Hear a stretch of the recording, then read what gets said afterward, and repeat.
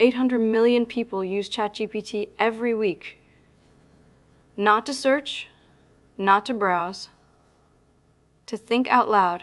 They type things they wouldn't say to their doctor, their partner, their priest, medical fears, relationship problems, financial panic, questions about death. And on February 9th, 2026,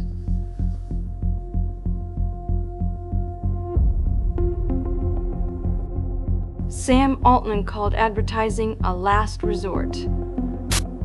That was May 2024. By July 2025, he was open to the model. By February 2026, Adobe, Target, and Microsoft were paying $200,000 minimum to be inside your private thoughts. 18 months from last resort to launch partner. Here's the part that should bother you. Personalization was turned on by default, not off. On.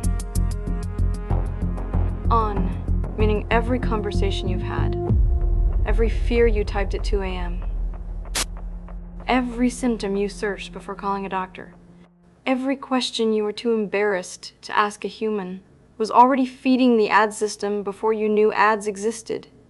OpenAI's own documentation says, ChatGPT may save and use memories and reference recent chats when selecting an ad.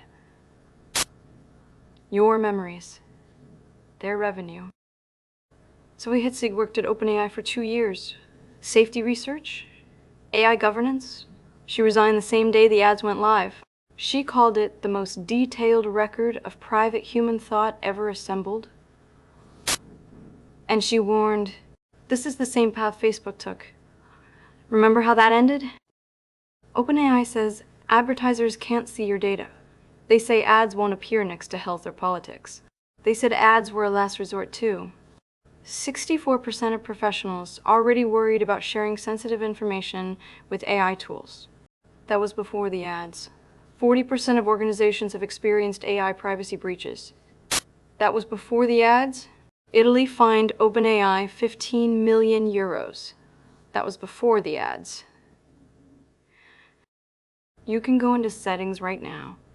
Turn off ad personalization. But here's what they don't tell you. Disabling it doesn't erase what's already been processed.